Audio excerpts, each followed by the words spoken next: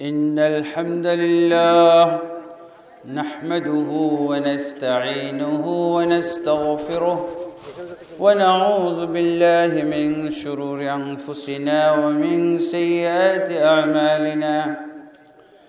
من يهده الله فلا مضل له ومن يضلل فلا هادي له.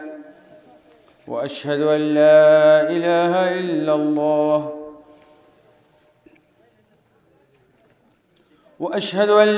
إله إلا الله وحده لا شريك له. وأشهد أن محمدًا عبده ورسوله. يا أيها الذين آمنوا اتقوا الله حق تقاته ولا تموتن إلا وأنتم مسلمون.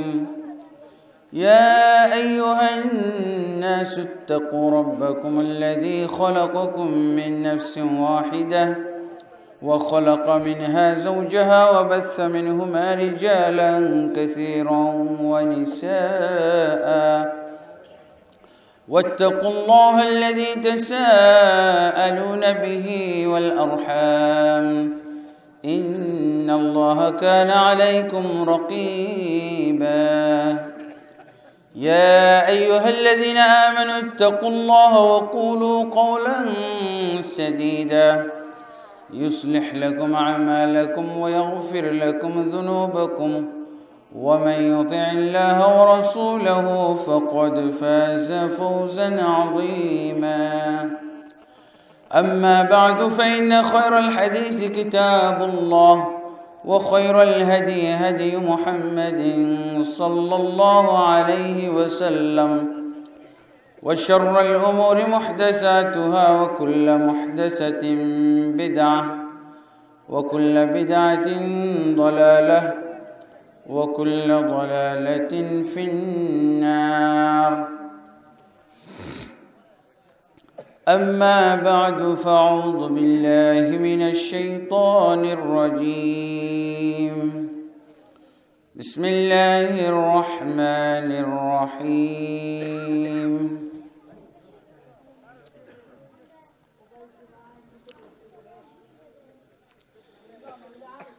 حتى إذا أدركه الغرق قال آمنت أنه لا إله إلا الذي آمنت به بنو إسرائيل وأنا من المسلمين.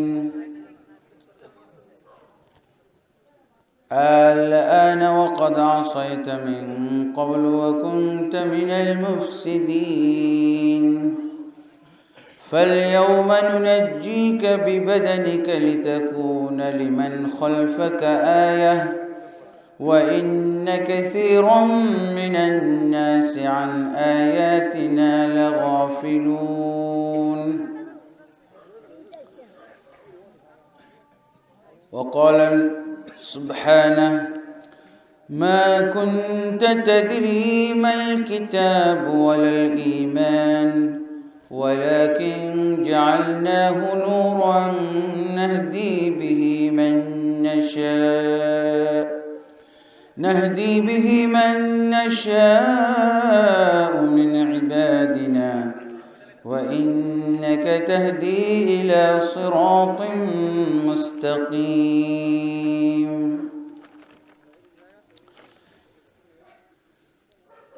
وقال النبي صلى الله عليه وسلم الإيمان 79 شعبة أفضلها قول لا إله إلا الله وأدناها إماطة الأذى عن الطريق والحياء شعبة من الإيمان. رواه مسلم.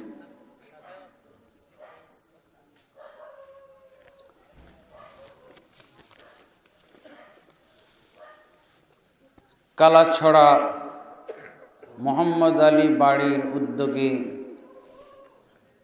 কোরআন তাফসীর প্রশ্নোত্তর পর্ব মাহফিল। এই মাহফিলের সম্মানিত সভাপতি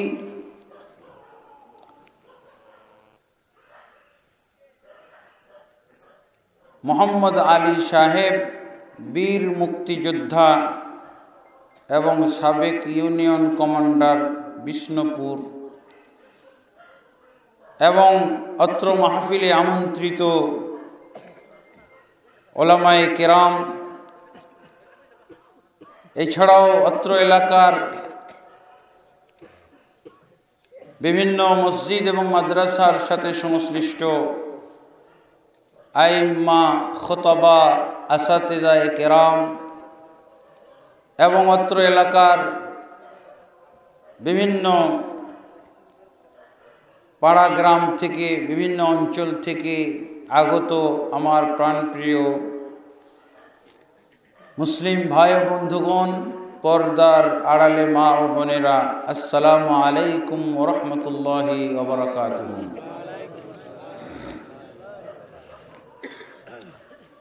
আল্লাহ তাবারক ওয়া তাআলার বারগাহে সর্বপ্রথম শুকরিয়া আদায় করি যে আল্লাহ তাবারক ওয়া তাআলা অনেক প্রতিকূলতার ভিতর দিয়ে, বিরূপ পরিবেশে, বিরূপ অবস্থার ভিতর দিয়ে আপনাদের মাঝে একটু বিলম্বে হলেও আসার তৌফিক দান করেছেন।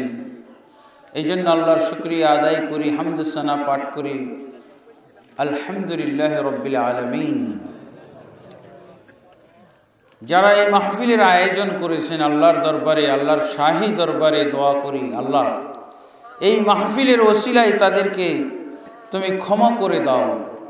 আল্লাহ তাদের যাবতীয় পাপ রাশি তুমি মোচন করে তাদেরকে নবজাত শিশুর মতো করে দাও, আল্লাহুম্মা আমিন। এই মাহফিলকে পরকালে নাজাতের ওসিলা বানিয়ে দাও, আল্লাহুম্মা আমিন। এই মাহফিলকে জান্নাতের ওসিলা বানিয়ে দাও, আল্লাহুম্মা আমিন। আমরা যারা এখানে একত্রিত হয়েছি কোরআন এবং সুন্নাহর এই নির্ভেজাল আলোচনা শোনার জন্য, সঠিক আকীদা, সঠিক ঈমান সম্পর্কে জ্ঞান লাভ করার জন্য, আল্লাহ আমাদের সকলকে কবুল করুন। এবং আজকে আমরা এই প্যান্ডেলের নিচে যেভাবে একত্রিত হয়েছি, আল্লাহ তুমি আমাদেরকে জান্নাতে এভাবে একত্রিত করো, আল্লাহুম্মা আমিন। বন্ধুগণ, আমি আসলে আপনাদেরকে কষ্ট দিয়ে ফেলেছি। আমার অনেক ব্যস্ততা, আমি অনেক ঝামেলার মধ্যে আছি। তার কারণ আমাকে কিছু কাজ গোছাই যেতে হচ্ছে। হঠাৎ করে মদিনা ইসলামী বিশ্ববিদ্যালয় থেকে দাওয়াত এসেছে। মদিনা ইসলামী বিশ্ববিদ্যালয় সারা বিশ্ব থেকে, বিভিন্ন দেশ থেকে আলেম ওলামা নিয়ে যাচ্ছে। তারা একটা ইসলাম বিষয়ে, ইসলামের বর্তমান সবচেয়ে যেটা জটিল বিষয়, এই জটিল বিষয় নিয়ে ওখানে ডিসকাশন হবে। তো বাংলাদেশ থেকে 2 জন আলেম দাওয়াত করেছেন, তার মধ্যে আমি একজন। এরকম সারা আমেরিকার থেকে, ইউরোপ থেকে, আফ্রিকার থেকে, ভারত থেকে, চীন থেকে, ইন্দোনেশিয়া থেকে, বিভিন্ন দেশ থেকে, পৃথিবীর প্রায় সমস্ত দেশ থেকেই তারা 2 জন, 3 জন, 5 জন, 7 জন করে দাওয়াত করেছে। বাংলাদেশ থেকে 2 জনকে দাওয়াত করেছে। তো আমার অনেক কাজ, এগুলো আজকে আমি 5-7টা কাজ নিয়ে বের হয়েছি, তার 3টা করতে পেরেছি। তারপরে আমি দেখলাম যে বাকিগুলো করলে আর মাহফিল ধরতে পারবো না। 5:15টায় আমি বনানীতে, 5:15টায় বনানীতে এখানে এসে আমি পৌঁছে গেছি। কি যেন বাজারটার নাম? হ্যাঁ, এই বাজারে এসে হঠাৎ করে চাকা পাঞ্চার হয়ে গেল। আমার অনেক দিন যাবৎ গাড়ির চাকা পাঞ্চার হয় না, অথচ এখানে চাকা পাঞ্চার হয়ে গেল। লিকসারায় আসতেছি, আবার ঠিক যে জায়গায় পাঞ্চার হয়েছে ওখানে আবার পাঞ্চার। তো আলহামদুলিল্লাহ এরপর ওই চাকা ফেলে দিয়ে এসেছি স্পেয়ার চাকার উপরে, আল্লাহর উপরে ভরসা করে যে যা হোক, দুর্বল চাকা, কিন্তু আলহামদুলিল্লাহ আল্লাহ সহি সালামতে মাহফিল পর্যন্ত পৌঁছে দিয়েছেন। এখন আপনাদের কাছে দোয়া চাই, আল্লাহ যেন সহি সালামতে বক্তব্য শেষ করে যাওয়ার ব্যবস্থা করে দেন, তৌফিক দান করেন, সহজ করে দেন, আল্লাহুম্মা আমিন। বন্ধুগণ, আপনাদের কাছে আমি যে আলোচনা করব সে আলোচনা অত্যন্ত কমন আলোচনা। কেউ এই আলোচনার বিরোধিতা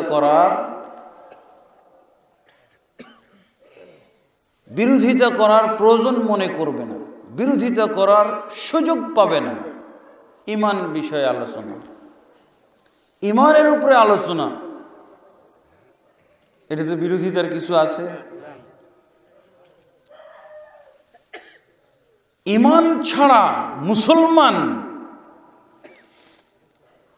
রূহ ছাড়া লাশের মতো। ঈমান নাই মুসলিম ব্যক্তির ভিতরে, তার আর রূহ নাই, সে লাশ, জিন্দা লাশ।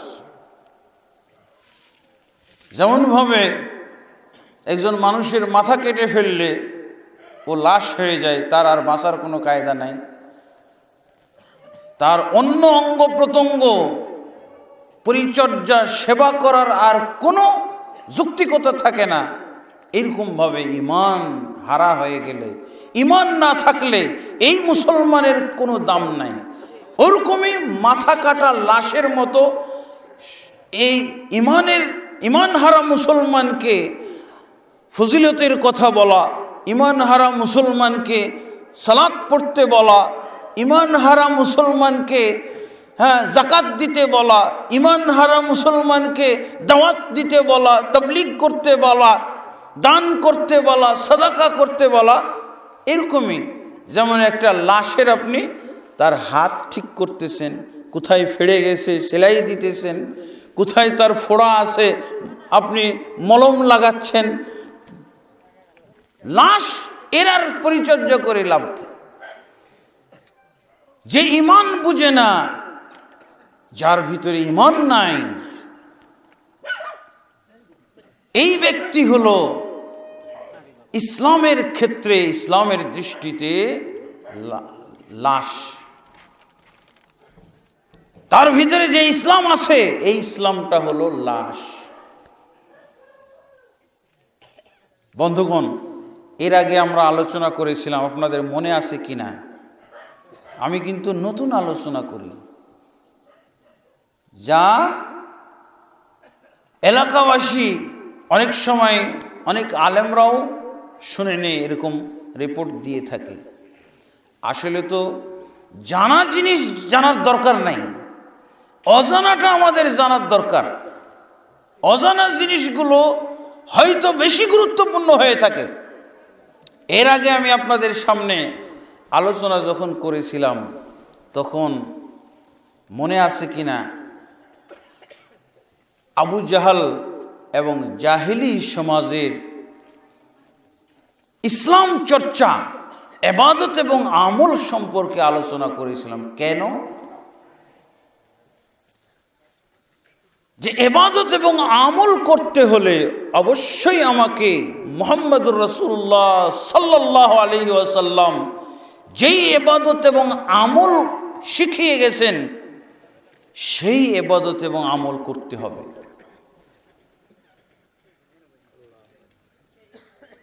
আমি আমার ইচ্ছা মতো ইবাদত করব, আমল করব, এই ইবাদতের জন্য আল্লাহ সৃষ্টি করেননি। আমার একদিনের আলোচনা বিষয়বস্তু ছিল এরকম, আবু জাহালের ইসলাম পালন বনাম আমাদের ইসলাম পালন, এই ছিল বিষয়। জাহেলি সমাজের দিন পালন, ইবাদত চর্চা বনাম আমরা যে দিন চর্চা করছি, যে ইবাদত করছি, সেই বিষয় ছিল। আজকে কি বিষয় আলোচনা করব জানেন? ইবলিস ও ফিরাউনের ঈমান বনাম আমাদের ঈমান। ইবলিস এবং ফিরাউনের ঈমান বনাম আমাদের ঈমান। আমরা যে ঈমানদার, এরকম ঈমানদার কি ইবলিসও ছিল? এরকম ঈমানদার কি ফিরাউনও ছিল? যদি আমাদের মতো হয়ে থাকে, তাহলে অবশ্যই তার ঈমান থেকে আমাদের ঈমান ছাঁটাই করতে হবে। শুরুতেই বলি, সহজ কথা দিয়ে শুরু করি। লা ইলাহা ইল্লাল্লাহ পড়লে ঈমানদার হয়ে যায় না? লা ইলাহা, আপনি একজনকে ঈমান এবং ইসলামে দীক্ষিত করলে কি করবেন? প্রথম কাজটা কালেমা পড়াবেন, লা ইলাহা ইল্লাল্লাহ, লা ইলাহা ইল্লাল্লাহ মুহাম্মাদুর রাসূলুল্লাহ। আমাদের নবীর যুগে মুহাম্মাদি উম্মতের অন্তর্ভুক্ত হলে কি পড়তে হবে? লা ইলাহা ইল্লাল্লাহ মুহাম্মাদুর রাসূলুল্লাহ। হাদিসে এরকম এসেছে, মান ক্বালা লা ইলাহা ইল্লাল্লাহ দাখালাল জান্নাহ, যে ব্যক্তি লা ইলাহা ইল্লাল্লাহ পড়বে সে জান্নাতে যাবে। আজকে আমি আলোচনা শুরু করছি ফিরাউনের লা ইলাহা ইল্লাল্লাহ। ফিরাউন লা ইলাহা ইল্লাল্লাহ পড়েছিল, এটা কি আপনারা জানেন? লা ইলাহা ইল্লাল্লাহ সূরা ইউনূসের 92 নম্বর আয়াত। এগুলো শিখতে হবে।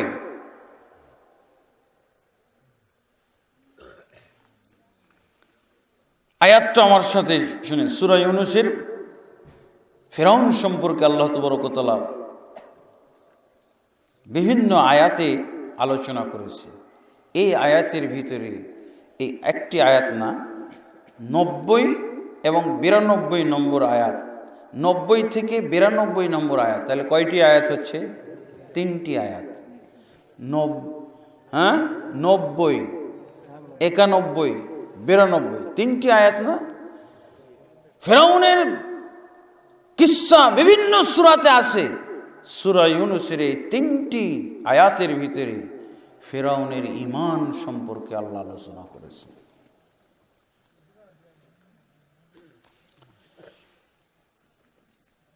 এবং সূরা নামলের 14 নম্বর আয়াত, আরেকটা সূরাতে ফিরাউনের ঈমান সম্পর্কে আল্লাহ আলোচনা করেছেন। ফিরাউনও ঈমানদার, আমিও ঈমানদার, তাহলে পার্থক্য কি? এই পার্থক্যটার নির্ণয় শেখানো হবে আজকে ইনশাআল্লাহ। যদি পার্থক্য না জানি, নির্ণয় না করি, তাহলে তো একাকার হয়ে থাকার সম্ভাবনা আছে। আর না জানলে আমি তো টেরও পাবো না, জ্ঞান না থাকলে তো টেরও পাবো না। বন্ধুগণ, সূরা নামলের 14 নম্বর আয়াতে আল্লাহ বলছেন, জাহাদু বিহা ওয়াস্তাইকানাতহা আনফুসুহুম যুলমান ওয়া উলুওয়া ফানজুর কাইফা কানা আকিবাতুল মুফসিদিন।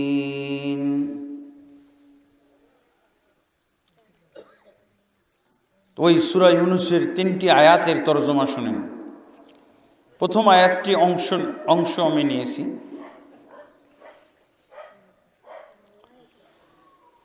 হাত্তা ইযা আদরাকাহুল গরাকু ক্বালা আমানতু আন্নাহু লা ইলাহা ইল্লাল্লাহ।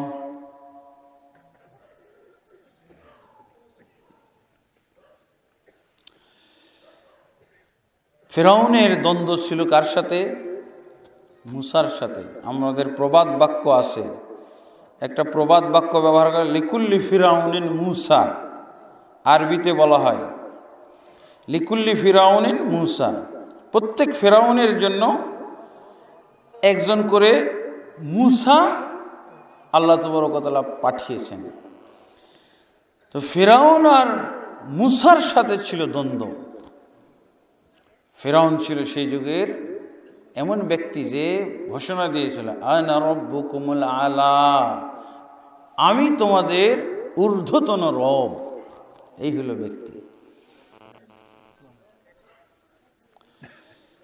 এই ফিরাউন মুসা আলাইহিস সালাতু ওয়াস সালামের জাতিকে দাস দাসীতে পরিণত করেছিল। ঘটনা আমি বলতে যাব না। এক পর্যায়ে ফিরাউন মুসা আলাইহিস সালাতু ওয়াস সালামের এবং তার দলবলের বিরুদ্ধে সিদ্ধান্ত নিল যে এদেরকে হত্যা করা হবে, সমূলে হত্যা করে ফেলা হবে, একজনকে রেহাই দেওয়া হবে না। মুসা আলাইহিস সালাতু ওয়াস সালাম ওয়াহির মাধ্যমে টের পেলেন, উনি তার দলবল বনু ইসরাইলকে নিয়ে রাতের অন্ধকারে বেরিয়ে গেলেন।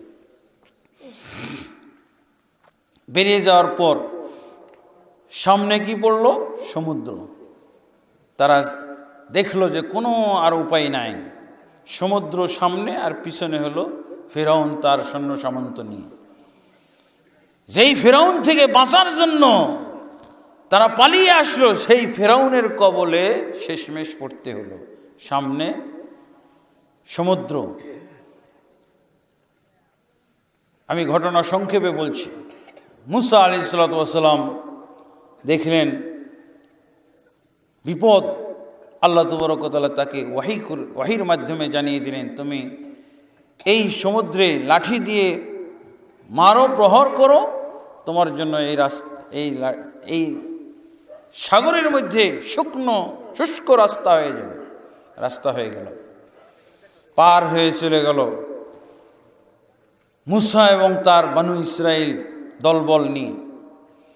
এরপর ফিরআউন দেখতেছে যে কি ব্যাপার, ওরা তো দেখা যায় সাগরের নেমে গেল। সাগরের পাশে এসে দেখে আরে সাগর তো না, এই সাগরের ভিতরে কিভাবে শুষ্ক রাস্তা। আর দেরি নাই, সে ঝাঁপিয়ে পড়লো ওই রাস্তার ভিতরে। তারপর আল্লাহ তাবারক ওয়া তাআলা তো মুসার জন্য এই ব্যবস্থা করেছেন, তার ঈমানদার বান্দাদের জন্য এই ব্যবস্থা করেছেন, ওই ফিরআউনের জন্য তো করেননি। ফিরআউনের জন্য করেননি। ফিরআউন এবং তার মন্ত্রিসভা, তার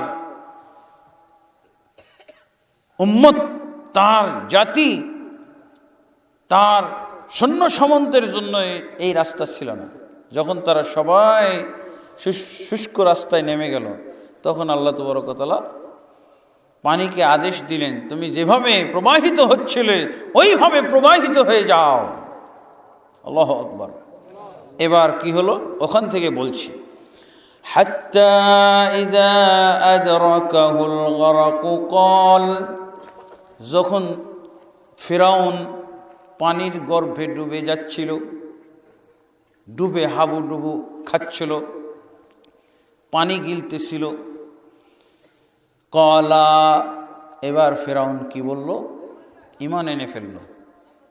ঈমান আনার ভাষাটা আমাদের পরিচিত ভাষা। আমান্তু মানে কি? আমান্তু মানে কি? আমান্তু বিল্লাহ মানে কি? আমি আল্লাহর প্রতি ঈমান আনলাম। ফিরআউন বলতেছে আমান্তু বিল্লাহ, আমান্তু আন্নাহু লা ইলাহা ইল্লাল্লাযী আমানাত বিহি বনু ইসরাঈল। তিনটা শব্দ, ঈমান আনার যে কয়টা শব্দ লাগে সবই আনছে। ঈমান এবং ইসলাম আনার জন্য যে কয়টা শব্দ লাগে সবগুলো ফিরআউন উচ্চারণ করছে। আমান্তু আন্নাহু লা ইলাহা ইল্লাল্লাযী আমানাত বিহি বনু ইসরাঈল। ডাইরেক্ট কিন্তু আমান্তু আন্নাহু লা ইলাহা ইল্লাল্লাহ বলে নাই। ইল্লাল্লাহ বলার চেয়েও আরো তাৎপর্যপূর্ণ শব্দ বসিয়েছে। ইল্লাল্লাহ বলার চেয়েও গুরুত্বপূর্ণ, ইল্লাল্লাহ বলার চেয়েও বেশি ইমানি কালেমা ছিল এটা। আমরা বুঝি না, আমরা তো সহজটাই বুঝি, লা ইলাহা ইল্লাল্লাহ। কিন্তু ফিরআউন দেখছেন বাঁচার কারণে পরিচিত ভাষা না, আল্লাহকে বুঝ দেওয়ার জন্য, আল্লাহকে বুঝানোর জন্য তিনি এইভাবে ব্যাখ্যা সহ বলছেন। কি বলছেন? আমান্তু আন্নাহু লা ইলাহা, আমি ঈমান আনলাম নিশ্চয় কোনো মাবুদ নেই, প্রকৃত অর্থে কোনো মাবুদ নেই একমাত্র তিনি ছাড়া, যার উপরে ঈমান এনেছে এই বনু ইসরাইলরা। এই বনু ইসরাইলরা যেই আল্লাহর উপরে ঈমান এনেছে, এই আল্লাহ ছাড়া প্রকৃত আর কোনো মাবুদ নাই। ডিলিট করে দিল সে আগের কথা মনসুখ। আগে কি বলেছিল? আনা রব্বুকুমুল আলা, আমি তোমাদের ঊর্ধ্বতন রব। শেষ কথাটা কি? আমি ঈমান আনলাম এই মর্মে যে নিশ্চয়ই প্রকৃত অর্থে আর কেউ আল্লাহ নেই, একমাত্র বনু ইসরাইলরা যে আল্লাহর প্রতি ঈমান এনেছে সেই আল্লাহ ব্যতীত শত্রুদের আল্লাহই হলো তার আল্লাহ। এখন সোজা ভাষাটা কেন বললো না জানেন? আমানতু আন্নাহু লা ইলাহা ইল্লাল্লাহ, এটা সোজা ভাষা না, সহজ ভাষা, পরিচিত ভাষা। এটা বলছে না আল্লাহ ব্যতীত প্রকৃত কোনো মাবুদ নাই। ওর চিন্তা যে আমি যদি আমার আল্লাহ যদি বলি তো যে আল্লাহ না শুনে, তোর মুখে আর আল্লাহ শুনবো? তুই আল্লাহ বলিসনি আগে আমাকে, তোর মুখের আল্লাহ আজকে আমি শুনবো না। এই জন্য কি বলছে আল্লাহ ওই শত্রুদের আল্লাহ ছাড়া আর কোনো মাবুদ নাই। তুমি দেখছেন ব্যাখ্যা, যাতে আল্লাহ সাথে সাথে বুঝে যায় আর সাথে সাথে তার ঈমানটা কবুল করে ফেলে।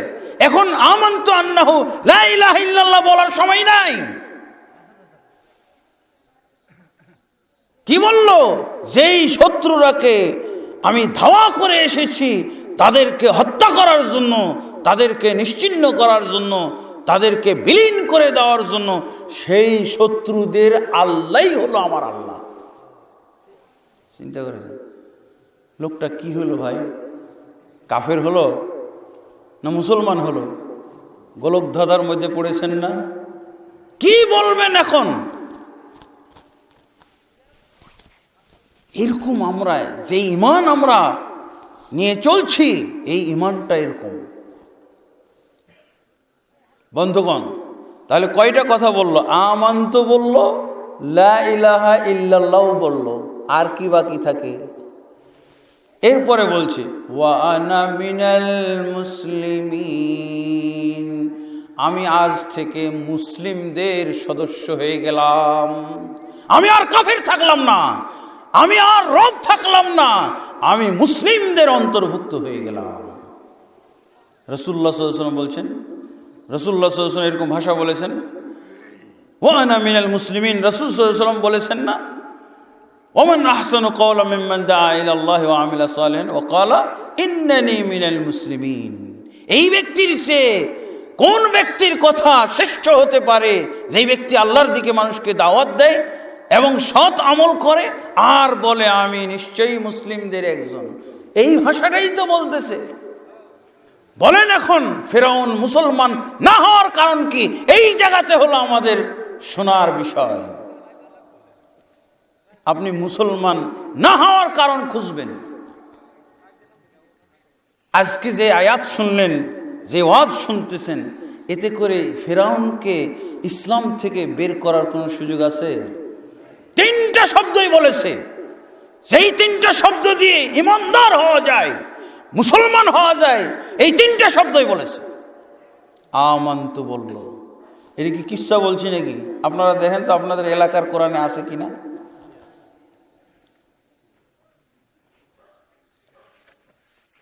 ফিরআউনের ওয়াজ শুনতে হয়, তাহলে নিজেকে বুঝবো।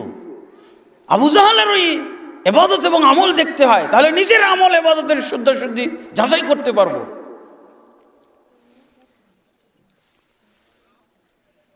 আল্লাহ কি দেখেন, আমাদের কাছে কিন্তু ফিরআউনের মুসলমান হওয়ার সব আইটেম পূর্ণ হয়ে গেছে, হয়নি?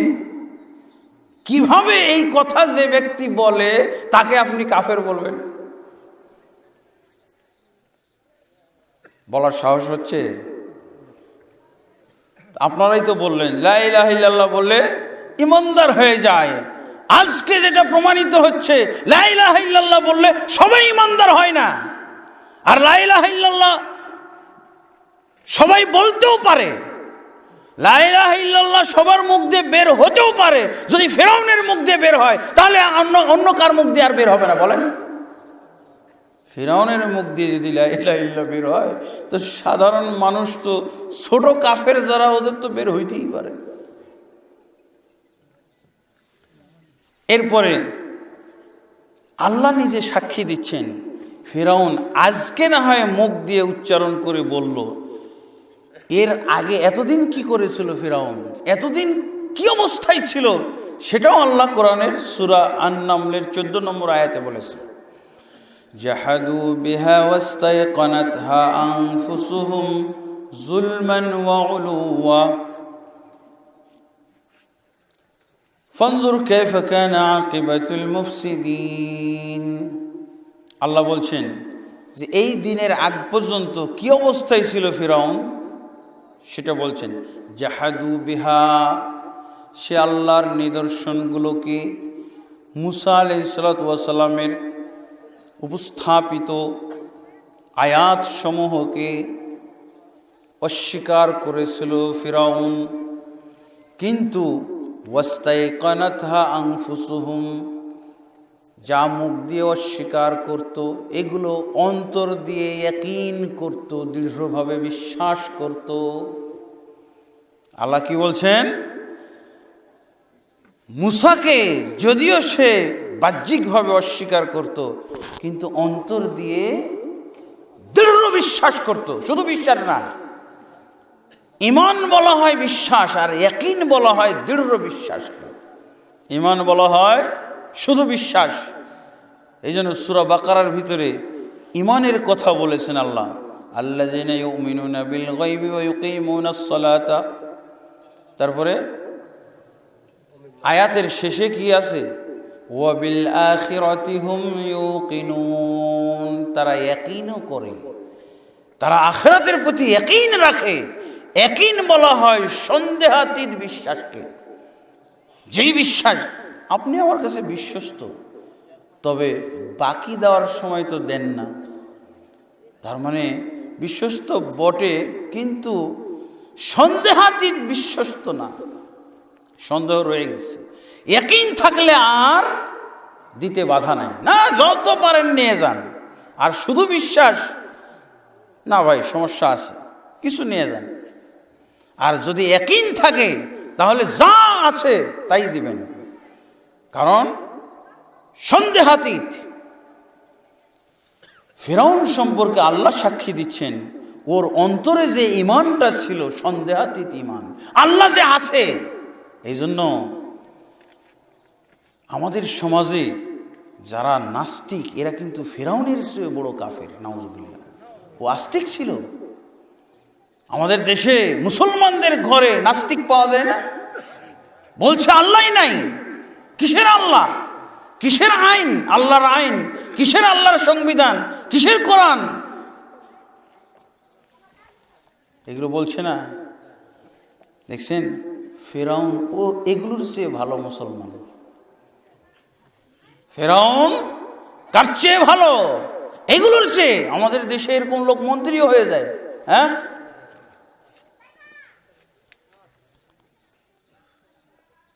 জনপ্রতিনিধিও হয়ে যাচ্ছে, নাউজুবিল্লাহ। কিন্তু ও কেমন ইমানদার, ফিরআউনের চেয়ে সে অধম, ফিরআউনের চেয়ে। ফিরআউন অন্তরে দৃঢ় বিশ্বাস পোষণ করত, হ্যাঁ আল্লাহ আছে, তাই তো তার মুখ দিয়ে বিপদের সময় বের হয়েই গেল। যা তার অন্তরের ভিতরে সুপ্ত ছিল,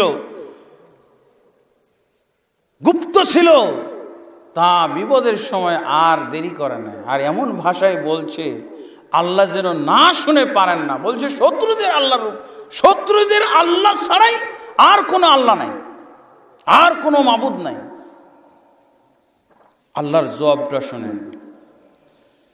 আল্লাহ কিন্তু ও যখন এগুলো আকুলি বিকুলি আকুতি করতেছিল, এভাবে একটার পর একটা নিজেই বলে যাচ্ছে। আল্লাহ কি বলতেছে নাকি? মুসা কি ওখানে আছে নাকি? কেউ কে বলাচ্ছে? ওই যে অন্তরের ভিতরে ওর ঈমান ছিল, এখন এমনি ওই ঈমান থেকে বেরিয়ে আসছে। আমানতু লা ইলাহা ইল্লাল্লাহ লা ইলাহা ইল্লাল্লাযী আমানাত বিহি বানু ইসরাঈল ওয়া আনা মিনাল মুসলিমিন। আমরা কেন প্রকৃত ঈমানদার হতে পারি না? এই ওয়াজগুলো শোনা হচ্ছে না আমাদের। এই ওয়াজগুলো টঙ্গীর মাঠে করা দরকার। ওখানে অনেক লোক না, কিন্তু আপনারা শুনছেন কয়জন মাত্র। এই ওয়াজ না শোনা পর্যন্ত আল্লাহ তাবারক দৃষ্টিতে আমরা পরিচিত মুসলিম হতে পারবো না। আল্লাহ চিনেন যে মুসলমান, সেই মুসলমান। এখন তো আমরা একাকার হয়ে গেলাম।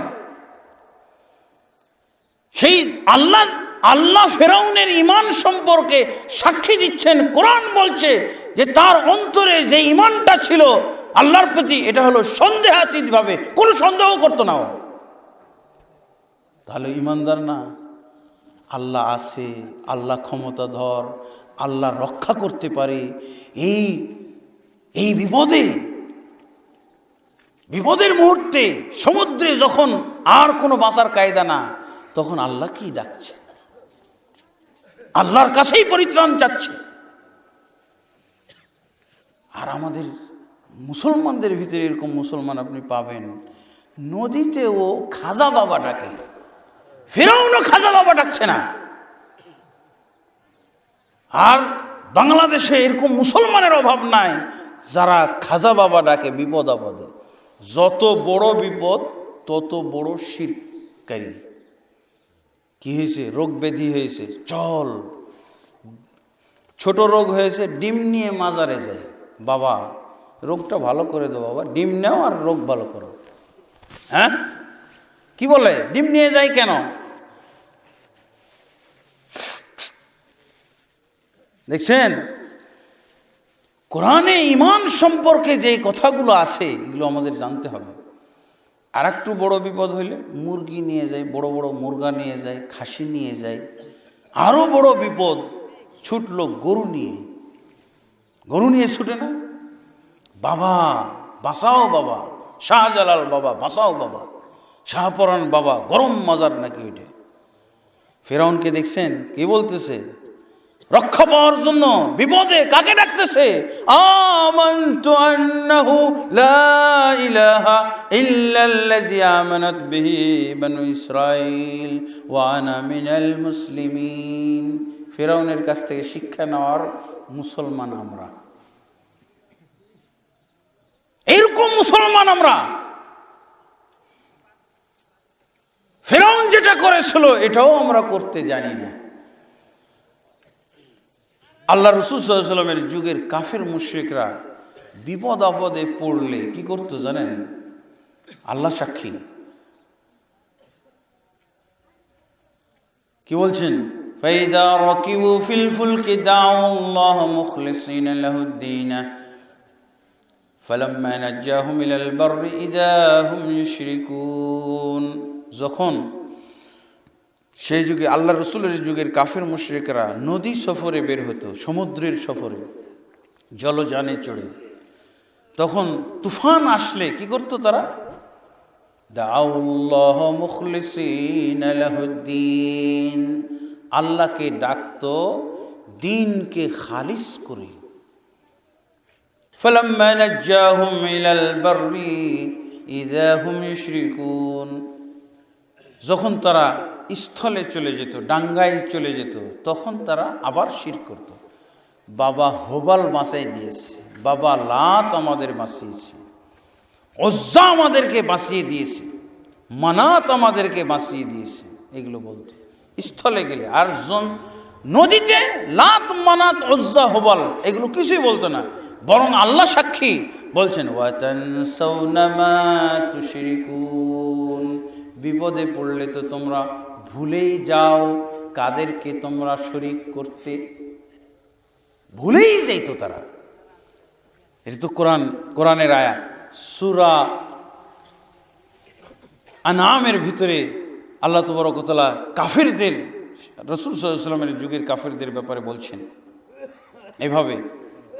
আর আমি খালি তাজ্জব হই, মুসলমানের নাকি এটা দেশ, মুসলমানের দেশে নদী সফরে যদি বের হয়, মনে হচ্ছে সমুদ্রের সফরে বের হয়েছি, ফেরি পারাপার হচ্ছি।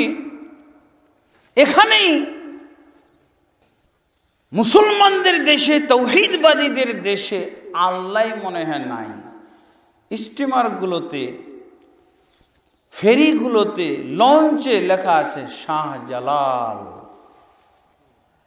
শাহ এনায়েতপুরী, শাহপরান।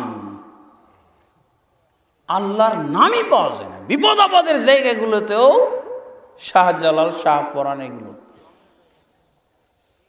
বুঝেছেন? আল্লাহর কত সুন্দর সুন্দর নাম আছে, সেগুলো একটাও লেখা হয় না। কারণ যেন আল্লাহ নদীর বিপদ থেকে বাঁচাইতে অক্ষম, যেন আল্লাহ সাগরে বিপদ আপদ থেকে রক্ষা করতে অক্ষম। নাউজুবিল্লাহ। এই হলো মুসলমান।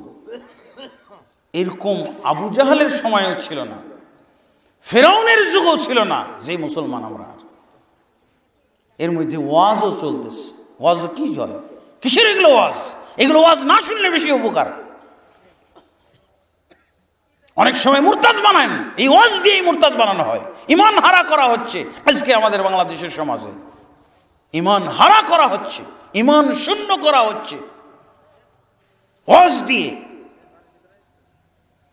কেন এরকম হচ্ছে বন্ধুগণ? এরপরে আল্লাহ তাবারক ওয়া তাআলা জবাব দিলেন। কি জবাব? আল-আনা ওয়াকাদ আসাইতা মিন ক্বাবল ওয়া কুনতা মিনাল মুফসিদিন। আল্লাহ জবাব পাঠাইলেন, ওই সময় জবাবও দিয়েছেন। আল্লাহ তাবারক ওয়া তাআলা ফিরআউনের এই আকুতি বিকুতির জবাবটাও নাজিল করেছেন কোরআনে। আল-আন, এখন, এখন আমান্তু, এখন লা ইলাহা ইল্লাল্লাহ, এখন আনা মিনাল মুসলিমিন ওয়াকাদ আসাইতা মিন ক্বাবল। অথচ এই বিপদে পতিত হওয়ার পূর্ব পর্যন্ত তুই আমার বিরুদ্ধাচরণ করেছিস, আমার সাথে বিদ্রোহ করেছিস, আমার পদ দখল করেছিস। ওয়া কুনতা মিনাল মুফসিদিন, আর তুমি ছিলে বিপর্যয় সৃষ্টিকারীদের অন্তর্ভুক্ত। বিপর্যয় সৃষ্টিকারী না, যারা ঈমানদার ওদেরকেই হত্যা করা হবে, তাদেরকে একজনকে রাখা হবে না। এর আগে তাদের এই বানু ইসরাইল বংশের শিশুদেরকে নির্মমভাবে বছরকে বছর হত্যা করেছে এই ফিরআউন। আল্লাহ বলছেন ওয়া কুনতা মিনাল মুফসিদিন, তুই ছিলি বিপর্যয় সৃষ্টিকারীদের অন্তর্ভুক্ত, বিপর্যয় সৃষ্টিকারী। আর এখন এখান থেকে আমাদের অনেকগুলো সবক আছে। ঈমানদার কোন ঈমানদার? আল্লাহ তাবারক ওয়া তাআলা কোরআন মাজিদে বলছেন ওয়ালা তাহিনু ওয়ালা তাহজানু ওয়া আনতুমুল আ'লাউনা ইন কুনতুম মুমিনিন। আল্লাহু আকবার। আল্লাহ তাবারক ওয়া তাআলা সূরা আলে ইমরানের ভিতরে বলছেন, খবরদার তোমরা হীনবল হয়ো না, চিন্তিত হয়ো না। আনতুমুল আ'লাউনা, তোমরাই বিজয়ী জাতি। ইন কুনতুম মুমিনিন, যদি তোমরা মুমিন হয়ে যাও। একটাই মাত্র শর্ত, যদি মুমিন হয়ে যাও তাহলে তোমাদেরকে বিজয়ী জাতি হিসেবে প্রতিষ্ঠিত করা, প্রতিষ্ঠিত রাখা, এর দায়িত্ব আমার। কে দায়িত্ব নিচ্ছেন? বিজয়ী জাতি হিসেবে প্রতিষ্ঠিত করা, প্রতিষ্ঠিত রাখা। আমরা কি বিজয়ী জাতি? আমরা বিজয়ী জাতি না পরাজিত জাতি? ভালোভাবে বুঝতে চান? এই বাংলাদেশে মুসলমান নাকি 90%, তাহলে বাকি 10% কি? অমুসলিম, কাফের। অমুসলিম কাফের না? আমরা আমাদের জরিপটা বলি, কে আমাদেরকে এই জরিপ শিখিয়েছে? 88% বা 90% মুসলমান নাকি এই দেশে, আর 10%। তাহলে বাকি থাকে কত ভাই? বাকি 10%। এরা কারা? এরা অমুসলিম, তাই না? দেখছেন? বলেন তো, এই আমাদের দেশে শাসন করতেছে কারা? এই 10% কাফেররা শাসন করতেছে 90% মুসলমানের উপরে। চিনতে পেরেছেন? এবার বুঝতে পেরেছেন? জরিপ থেকে কিছু শিখতে হবে তো। 90% মুসলমানের সংবিধান কি? কই আপনাদের কোরআন নাই একটাও? কোরআন। 90% মুসলমানের সংবিধান কি? কোরআন। 90% মুসলমানের সংবিধান কি? সুন্নাহ, রাসূলের হাদিস। আল্লাহর রাসূল সাল্লাল্লাহু আলাইহি ওয়াসাল্লাম কি দিয়ে শাসন করেছিলেন? মুসলমানরা কি দিয়ে শাসন করে এটা রাসূল দেখিয়ে দেননি? আবু বকর দেখিয়ে দেননি? ওমর দেখিয়ে দেননি? উসমান দেখিয়ে দেননি? খেলাফতকালের খলিফারা দেখিয়ে দিয়ে যায় নাই মুসলমানরা কিভাবে শাসন করবে, কি দিয়ে শাসন করবে? বুঝে আসতেছে? এছাড়া অন্য কিছু বলতে পারবেন? 90% মুসলমানকে শাসন করছে আমাদের বাংলাদেশে, 10% কাফের। ওরা কি কোরআন দিয়ে শাসন করে নাকি? ওরা কি সুন্নাহ দিয়ে শাসন করে নাকি? ওরা কি রাসূল সাল্লাল্লাহু আলাইহি ওয়াসাল্লাম যেভাবে শাসন করেছিলেন ওইভাবে করে নাকি? কি করে? কি দিয়ে করে? বুঝে এসেছে? আল্লাহু আকবার। লা হাওলা ওয়ালা কুওয়াতা ইল্লা বিল্লাহ। ইন্না লিল্লাহি ওয়া ইন্না ইলাইহি রাজিউন। আরো দুঃখজনক, আরো লজ্জাজনক কথা, আমাদের দেশের প্রেসিডেন্টও মুসলমান, আমাদের দেশের প্রধানমন্ত্রীও মুসলমান, প্রায় মন্ত্রিসভার সব সদস্য, সব এমপি সবাই মুসলমান। দুঃখজনক এবং লজ্জাজনক, এই 10% কাফেররা আমাদের প্রেসিডেন্টকেও পরিচালনা করে, আমাদের প্রধানমন্ত্রীকে পরিচালনা করে, আমাদের সমস্ত মন্ত্রীদেরকে পরিচালনা করে, আমাদের সমস্ত এমপিদেরকে পরিচালনা করে, আমাদের সমস্ত ছোট থেকে বড় সব নেতাদেরকে পরিচালনা করে এই 10% কাফেররা। লজ্জাজনক না? আমি যদি এত বড় পদের অধিকারী হই, কিভাবে এই লজ্জাজনক অবস্থায় থাকতে পারি? এই অনুভূতিটা কোথায় গেল? অনুভূতি থাকা দরকার না?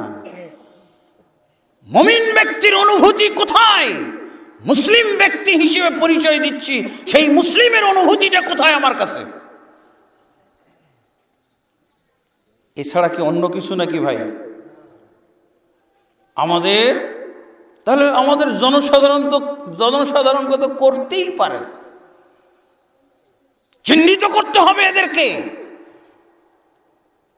আমাদেরকে জেগে উঠতে হবে, আমাদেরকে এই লজ্জাজনক, এই অপমানজনক অবস্থা থেকে উত্তীর্ণ হতে হবে। ইমানের বলে বলিয়ান হয়ে। লজ্জাজনক মনে হয় না?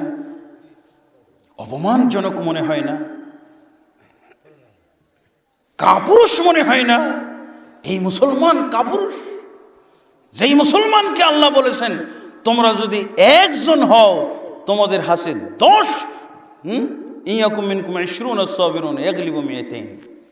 10 জনকে পরাজিত করব। আল্লাহ এটা বলে রাখেননি? সূরা আনফালে এই কথা আল্লাহ এই আশ্বাস বাণী শুনিয়ে রেখেননি? তোমরা যদি 20 জন মুমিন মুসলমান, ধৈর্যশীল মুসলমান হয়ে যাও, তাহলে আমি তোমাদের হাতে 200 জন কাফেরকে পরাজিত করব। আজকে হয়েছে উল্টাটা, 90% মুসলমানকে পরাজিত করেছে 10% কাফের। আপনি প্রমাণ দেন আমাকে যে 10% কাফেররা আমাদের উপরে শাসন করছে না, হ্যাঁ, মুসলমানরাই শাসন করছে। এর প্রমাণ লাগবে না ভাই? প্রমাণ দিতে আমরা ব্যর্থ, অপারগ। এই লজ্জা, এই গ্লানি আমাদের অবশ্যই বুঝতে হবে, তাহলে এই লজ্জাজনক অবস্থা থেকে বাঁচতে পারবো, রেহাই পাবো। কত খারাপ কথা! কিভাবে আমি বেঁচে থাকতে পারি? আমি মুসলিম পরিচয় নিয়ে এরকম লজ্জাজনক অবস্থায় আছি, আমার অনুভূতি কোথায়? আমার বিবেক বিবেচনা শক্তি কোথায় রেখেছি? এটা কি বাস্তব সত্য কথা না? বন্ধুগণ, যদি আমরা ইমানই না বুঝি তাহলে কি হবে? আমরা কেমন ইমানদার? আমরা সব ইমানদার মরার আগে। মরার আগে ইমানদার দিয়ে কোনো কাজ হবে না। বোঝা গেছে ব্যাধিটা? এখানে কি বোঝা গেল? যে মরার আগে ইমান আনা এটা আল্লাহর কাছে গ্রহণযোগ্য না। জীবিত থাকতে, যখন আপনি চলমান, যখন আপনি ক্ষমতায় আসীন, যখন আপনি পদের উপরে পদে আসীন আছেন, তখন হতে হবে মুসলমান। মরার আগে হুজুর নিয়ে এসো, হুজুর নিয়ে এসো, এইটা হলো ফিরআউনের ঈমান। মরার আগে আমরা ইমানদার হতে চাই না। আমাদের ইমানদার হতে হবে কোথায়? ফিরআউন তার রাজ সিংহাসনে কি এই কথাগুলো বলেছিল? ফিরআউন তার রাজ সিংহাসনে যখন আসীন ছিল, তখন এগুলো ক্ষমতার চেয়ারে যখন ছিল, তখন কি এগুলো বলেছিল? কখন বলছে? যখন ধরা পড়েছে, যখন মারা পড়েছে, আর দেখা যাচ্ছে রক্ষা নাই, তখন ইমানদার। ইমানদার হতে হবে, স্থায়ী ইমানদার। যখন আমি সুস্থ শরীরে আছি, যখন আমি একটা পদে আছি, যখন আমি সুস্থ সবলভাবে বিচরণ করতেছি, বাজার এই সময় চায়, এই সময়ের ইমানদারকে ইমানদার বলা হয়। বুঝে আসছে? আল্লাহ কি বললেন? আল-আনা ওয়া ক্বাদ আসাইতা, এখন রে ফিরআউন। এখান থেকে কি বোঝা যায়? এখন রে ফিরআউন। ওয়া ক্বাদ আসাইতা মিন ক্বাবলু, আল্লাহ কি বুঝাইতে চাইলেন? ওই সময় যখন সিংহাসনে ছিলে, যখন ক্ষমতার চেয়ারে বসেছিলে, তখন আমানতু আমি চেয়েছিলাম, তখন লা ইলাহা ইল্লাল্লাহ চেয়েছিলাম, তখন আনা মিনাল মুসলিমিন বলা আমার কাম্য ছিল। তখন বলনি সময় ওভার হয়ে গেছে। এই সময়ে আমি কারো ঈমান কবুল করি না, কারো তওবা কবুল করি না। আমরা সবাই মরার পূর্বে ঈমানদার, জিন্দা ঈমানদার নয় এরা। কেন এই 90%, কেন এই 88% মুসলমানের উপরে এই 10% কাফেররা আধিপত্য করতেছে, শাসন করতেছে? কারণ কি? এরা এমন মুসলমান মরার আগে আগে হয়ে যাবে, মরার আগে আগে হবে, তাই না? সব মরার আগে। খালি হুজুর দেখা যাবে, মন্ত্রী সাহেব মরতেছেন, হুজুরদের খালি ওখানে আনাগোনা। হ্যাঁ, হুজুরদের খালি আনাগোনা। কে সূরা ইয়াসিন পড়তেছে, কে জিকির আজকার করতেছে, কে দোয়া তাসবিহ পড়তেছে। এ কি? তুমি যে ইসলাম, যে ঈমান, এটা হলো ঈমানের লাশ। এটা হবে না বাস্তবে। তাই দেখি না আমরা গ্রাম অঞ্চলে তো এই একই সিস্টেম চলে এসেছে। গ্রাম অঞ্চলে কি করে? এই মরলো তাড়াতাড়ি হুজুর নেই, তওবাটা পড়া, তওবা পড়ার আগেই যেন শেষ না হয়ে যায়, তাড়াতাড়ি নিয়ে তওবা পড়া। এগুলো তওবা চলবে? তাহলে তো ফিরআউন মুসলমানই হয়ে মারা গেছে। আমাদের এই নেতাগুলো যদি মরার পূর্বে এরকম আমন্ত বলে, তওবা পড়ে, হুজুর তওবা পড়াচ্ছে, তালকিন দিচ্ছে, তওবা লা ইলাহা ইল্লাল্লাহ, লা ইলাহা ইল্লাল্লাহ। ফিরআউনের লা ইলাহা ইল্লাল্লাহ কবুল হয় নাই, নেতারও লা ইলাহা ইল্লাল্লাহ কবুল হবে না। হবে স্থায়ী হতে হবে ইমানদার হিসেবে। বন্ধুগণ, এরপরে আসেন তাহলে আল্লাহ কি বলছেন? জবাব, ফালইয়াউমা নুনাজ্জিকা বিবাদানিকা আল-আনা ওয়া ক্বাদ আসাইতা মিন ক্বাবলু ওয়া কুনতা মিনাল মুফসিদিন। আল্লাহ কি বলে দিলেন যে না, তোর পরিণাম যেটা ঘটতে যাচ্ছে এটাই তোর ফাইনাল পরিণাম। এ থেকে রক্ষা করতে পারবে না তোর আমান্তু, তোর লা ইলাহা ইল্লাল্লাহ, তোর আনা মিনাল মুসলিমিনও রক্ষা করতে পারবে না। ওই নেতার যদি মরার পূর্বের এইসব কবুল না হয়, আল্লাহর কাছে কোনো কানাকড়িও মূল্য না থাকে, আমাদের যুগের এইসব ছোটখাটো নেতার এগুলো চলবে নাকি? কেউ তো নাস্তিকই হয়ে থাকছে।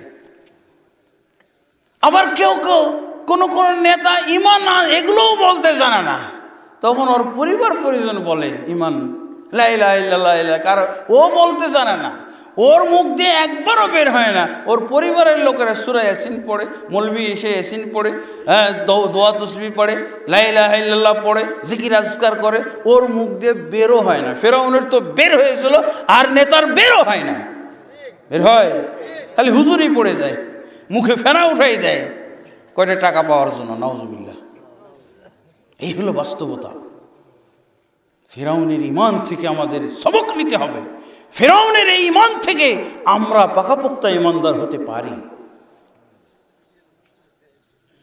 এবার বোঝা গেছে তো কি কারণে 10% কাফের 90% মুসলমানের ওপরে শাসন করছে। বোঝা গেছে যে এই মুসলমানগুলো হলো মরার আগে মুসলমান হবে।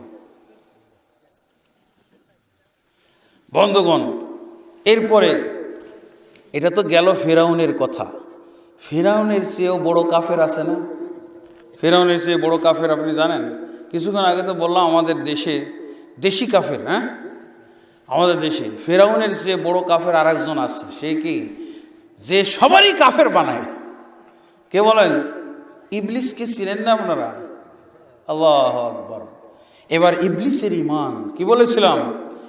ফেরাউন এবং ইবলিস কি ছোট থেকে বড়।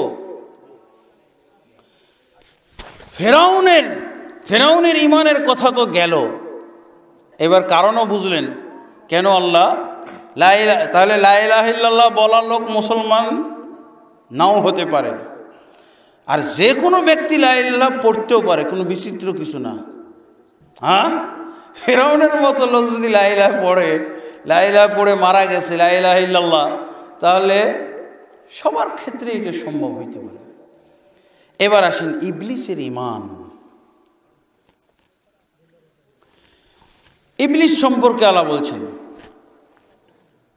কোরআন মাজিদের বিভিন্ন আয়াতের ভিতরে আছে, ইবলিস আল্লাহর প্রতি ঈমান এনেছিল, আল্লাহর প্রতি তার ঈমান ছিল। এই সম্পর্কে কে বলছেন? আল্লাহ। ওয়ালাকাদ খালাকনাকুম সুম্মা সাওয়ারনাকুম সুম্মা কুলনা লিল মালাইকাতি ইসজুদু লিআদম ফাসাজাদু ইল্লা ইবলিস লাম ইয়াকুম মিনাস সাজিদিন ক্বালা আনা খায়রুম মিনহু খালাকতানি মিন নারিন ওয়া খালাকতাহু মিন তিন। ইবলিসের ঈমান সম্পর্কে কোরআনে কি আছে এটা শুনবেন না? আল্লাহু আকবার। ইবলিস আল্লাহকে সৃষ্টিকর্তা মেনে নেওয়া, এটাই ঈমান না? আমি ঈমানদার, কেন? আল্লাহকে আমি সৃষ্টিকর্তা মানি। সূরা আরাফের ৭৬ নম্বর আয়াতে, ১২ নম্বর আয়াতে, সূরা সাদের ৭৬ নম্বর আয়াতে আল্লাহ এই কথাগুলো বলছেন। ফিরআউন ইবলিস বলেছিল কি? খালাকতানি মিন নারিন ওয়া খালাকতাহু মিন তিন। আল্লাহ, তুমি আমাকে সৃষ্টি করেছো আগুন দ্বারা, আর আদমকে সৃষ্টি করেছো মাটি দ্বারা। তা আল্লাহকে সৃষ্টিকর্তা মানল না? মেনেছে? আল্লাহকে সৃষ্টিকর্তা মানল না? আল্লাহ, তুমি আমাকে সৃষ্টি করেছো আগুন দ্বারা, আর আদমকে সৃষ্টি করেছো মাটি দ্বারা। সৃষ্টিকর্তা মেনে নেওয়া হলো না এটা? বন্ধুগণ, এবার আসেন, তাহলে আল্লাহকে সৃষ্টিকর্তা স্বীকার করে নিল কে? ইবলিস। এবার শুনেন ইবলিসের আরেক জায়গায় কথা। সূরা হাশরের, সূরা আনফালের ৪৮ নম্বর আয়াত এবং সূরা হাশরের ১৬ নম্বর আয়াতে পাবেন। ইবলিস আল্লাহকে ভয় করত। ইবলিস আল্লাহকে খুব ভয় করত। এই ভয় করা, ভয়, আল্লাহকে ভয় করা, এটা ঈমান না? হ্যাঁ, আল্লাহকে ভয় করাটা ঈমান। একটা ঘটনা আল্লাহ উল্লেখ করেছেন সূরা আনফালের 48 নম্বর আয়াতে। বদরের যুদ্ধ যে হয়েছিল আপনারা তো জানেন, বদরের যুদ্ধে কাফের ছিল 1000-এর বেশি, আর মুসলমান ছিল 313 জন, তাই তো? এই যুদ্ধতে ইন্ধনকে জগিয়েছিল, আসল ইন্ধন জগিয়েছিল কিন্তু ইবলিস। এর আগে কিন্তু আল্লাহ রাসূল সাল্লাল্লাহু আলাইহি ওয়াসাল্লামকে হিজরত করতে বাধ্য করেছিল ইবলিস। মক্কা থেকে বিতাড়িত করার ক্ষেত্রে কে ভূমিকা রেখেছিল? ইবলিস প্রধান ভূমিকা রেখেছিল। সেই পরামর্শ দিয়েছিল যে তোমরা মুহাম্মদকে হত্যা করে ফেলো, তাহলেই তোমাদের এই ফিতনা শেষ হয়ে যাবে। তার পরামর্শেই তো তারা হত্যা করার জন্য সিদ্ধান্ত নিল। 100 যুবককে তারা লাগিয়ে দিল যে মুহাম্মদকে হত্যা করতে পারবে অথবা জীবিত ধরে আনতে পারবে তাকে 100 উট পুরস্কার দেওয়া হবে। এটা ইবলিসের কারণে হয়েছে। আর বদরের যুদ্ধ লাগিয়ে দিচ্ছে কে? ইবলিস। সেই যুদ্ধ লাগানোর সময় কি বলেছিল জানেন? কোরআনে এটা আছে, সূরা আনফালের 48 নম্বর আয়াত। কাফেররা ভয় পায় কিছু, পিস্টান ভাব, কিন্তু ইবলিস বলল ইদ যায়্যানা লাহুমুশ শাইতানু আ'মালাহুম ওয়া ক্বালা লা গালিবা লাকুমুল ইয়াওম।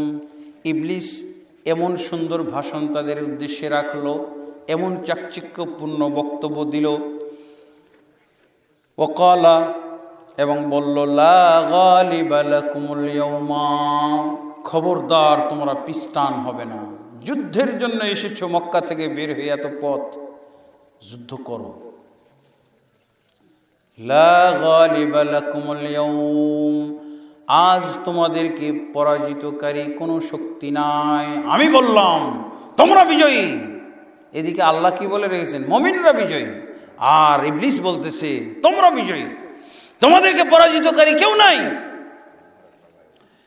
ওয়া ইন্নী জারুল লাকুম, এবং আমি তোমাদের সাহায্যকারী, আমি তোমাদের প্রতিবেশী, আমি তোমাদের পাশে থাকব। ইবলিস কি বলছে? আমি তোমাদের পাশে থাকব। ফালাম্মা তারাআতিল ফিয়াতানি নাকাসা আলা আকিবাইহি ওয়া ক্বালা ইন্নী বারীউম মিনকুম। যখন এর কাছাকাছি চলে আসলো দুই দল, কাফেরদের দল আবার মুসলমানদের দল কাছাকাছি আসলো, তখন এই ইবলিস বলল নাকাসা আলে আকিবাইহি, পিছন দিকে একটু সরে যেয়ে বলছে, পিছন দিকে ইবলিস আগে ছিল এতক্ষণ, এখন পিছন দিকে সরে যেয়ে বলছে কি ইন্নী বারীউম মিনকুম, ভাই আমি তোমাদের থেকে মুক্ত, আমি তোমাদের সাথে নাই। ইন্নী বারীউম মিনকুম, কেন এই কথাটা বলছে? সে বলছে ইন্নী আরা মা লা তারাউনা, আমি এই মুহূর্তে যা দেখছি তোমরা তা দেখতে পাও না। ইবলিস কি বলছে? লাগিয়ে দিয়ে সামনে অগ্রসর করে দিয়ে ইবলিস বলছে যে আমি ভাই তোমাদের দায়িত্ব আর নিতে পারছি না, কারণ ইন্নী আরা মা লা তারাউনা, এই মুহূর্তে আমি যা দেখতে পাচ্ছি তোমরা তা দেখতে পাচ্ছ না। ইবলিস শয়তান আমাদেরকে দেখতে পায়, আমরা দেখতে পাই? আল্লাহ বলছেন ইন্নাহু ইয়ারাকুম হুয়া ওয়া কাবিলুহু মিন হাইসু লা তারাউনাহুম, নিশ্চয়ই ইবলিস এবং তার দলবল, তার চেলারা, তার সন্তানরা তোমাদেরকে এমনভাবে দেখে তোমরা তাদেরকে মোটেও দেখো না। তো সে বলছে আমি যা দেখছি তোমরা তা দেখো না। এখন কি দেখলো ইবলিস? আর দেখার সাথে সাথে ঈমানদার হয়ে গেল। কি বলছে ঈমানদার হয়ে? ইন্নী আখাফুল্লাহ, আমি আল্লাহকে ভয় করি, আল্লাহর ভয় আমার ভিতরে ঢুকে গেছে। বুঝেছেন? মুসলমান হয়ে আল্লাহর ভয় নাই, আর ইবলিস বলছে, কিসের দোহাই দিচ্ছে? আমি ভাই আল্লাহকে ভয় করি, অতএব আর আমি অগ্রসর হব না, আমি পিস্টান, আমি চললাম। ইন্নী আখাফুল্লাহ ওয়াল্লাহু শাদীদুল ইকাব। আল্লাহ হচ্ছেন কঠিন শাস্তিদাতা। আজকে শাস্তির নমুনা পাবে তোমরা। আমি টের পেয়ে গেছি আজকে শাস্তি হবে এই মাঠে। আমি আর থাকছি না, আমি চললাম। ইন্নাল্লাহ ওয়াল্লাহু শাদীদুল ইকাব। নিশ্চয়ই আল্লাহ হচ্ছেন কঠিন শাস্তি দানকারী। কেন? আল্লাহ মুহাম্মদ সাল্লাল্লাহু আলাইহি সাল্লাম যখন দোয়া করলেন, ইয তাস্তাগীসুনা রাব্বাকুম ফাস্তাজাবা লাকুম আন্নী মুমিদ্দুকুম বিআলফিন মিনাল মালাইকাতি মুরদিফিন। মুহাম্মদ সাল্লাল্লাহু আলাইহি সাল্লাম কাতর কণ্ঠে দোয়া করলেন বদরের যুদ্ধে, আল্লাহুম্মা ইন তুহলিক হাযিহিল ইসাবাতা লান তু'বাদা আবাদা। হে আল্লাহ, এই গুটি কয়েক তোমার বান্দাকে নিয়ে এই যুদ্ধের মাঠে এসেছি, তোমার তৌহিদকে, তোমার ঈমানকে, তোমার তৌহিদের কালেমাকে সমুন্নত করার জন্য। আজকে এই কাফেরদের দলে, কাফেরদের হাতে যদি এদেরকে নিশ্চিহ্ন করে দাও, লান তু'বাদা আবাদা, কশ্চিনকালও এই জমিনে তোমার ইবাদত হবে না। আল্লাহ জবাব দিয়ে দিলেন দোয়ার, ইয তাস্তাগীসুনা রাব্বাকুম ফাস্তাজাবা লাকুম। হে মুমিনরা, হে নবী, তুমি তোমার ইমানদার বাহিনী নিয়ে আমার কাছে যে সাহায্যের ভিক্ষা করেছো, সাহায্যের হাত তুলেছো, প্রার্থনা করেছো, আমি তোমাদের প্রার্থনা দোয়া কবুল করে নিয়েছি। ইন্নী মুমিদ্দুকুম, আমি তোমাদেরকে এই মুহূর্তেই সাহায্য করার ওয়াদা করছি, বিআলফিন মিনাল মালাইকাতি মুরদিফিন, 1000 পরস্পরাবগত ফেরেশতা দ্বারা। এটা দেখেছে ইবলিস। এক ফেরেশতার মোকাবেলায় ইবলিস আর ইবলিসের গোটা পৃথিবীর উম্মত, ইবলিসের বান্দা টিকতে পারবে? আল্লাহ বলে দিয়েছেন, সংবাদ দিলেন, আন্নী মুমিদ্দুকুম বিআলফিন মিনাল মালাইকাতি মুরদিফিন, আমি তোমাদেরকে সাহায্য করব পরস্পরাগত 1000 ফেরেশতা দিয়ে। সেই ফেরেশতা এসে নেমে গেছে। ফেরেশতা দেখছে মুমিনরা 313 জন, আর তাদের সাথে ফেরেশতা একজন হলেই তো চলে। সেখানে আল্লাহ বলছেন 1000 পরস্পরাগত ফেরেশতা দিয়ে সাহায্য করব। এখন আর ইবলিস থাকে? ও এখন ইমানদার হয়ে গেল। ইন্নী আখাফুল্লাহ, তোমরা যা করো করো, আমি আল্লাহকে ভয় করি, আমি চললাম। আল্লাহর মোকাবেলা করার ক্ষমতা আমার নাই। কিন্তু আমাদের যুগের মুসলমানরা মোকাবেলা ঠিকই করে। কি বলে না? এটা প্রাকৃতিক দুর্যোগ, মোকাবেলা করো। কারা বলে? ইবলিস বলছে না, মোকাবেলা করা যাবে না, আমি পালাই। আর আমাদের মুসলমান বলছে, মন্ত্রী বলছে, প্রধানমন্ত্রী বলছে, আর সব নেতারা বলছে প্রাকৃতিক দুর্যোগ মোকাবেলা করো। ঝড়ের মোকাবেলা করবে, জলোচ্ছ্বাসের মোকাবেলা করবে। আপনাদের ব্রাহ্মণবাড়ি এলাকায় একবার ছাদ উড়াই নিয়ে গেছে না? আমি এসেছিলাম কিছুদিন পরে, দেখি গাছগুলোকে যেন কেটে দিয়েছে, সব গাছ কাটা, ভেঙে চুরমার হয়ে গেছে। কে মোকাবেলা করেছে? আমাদের যুগের মুসলমান মোকাবেলা করে। ইবলিস বলছে না, মোকাবেলা করা যাবে না, আমি পালাইলাম। আল্লাহু শাদীদুল ইকাব, আল্লাহ কঠিন শাস্তিদাতা। আজকে শাস্তির আমি নমুনা পেয়ে গেছি, আমি আর এই মুহূর্তে থাকবো না। এবার ইন্নী আখাফুল্লাহ রাব্বুল আলামিন বলে পালিয়ে গেল।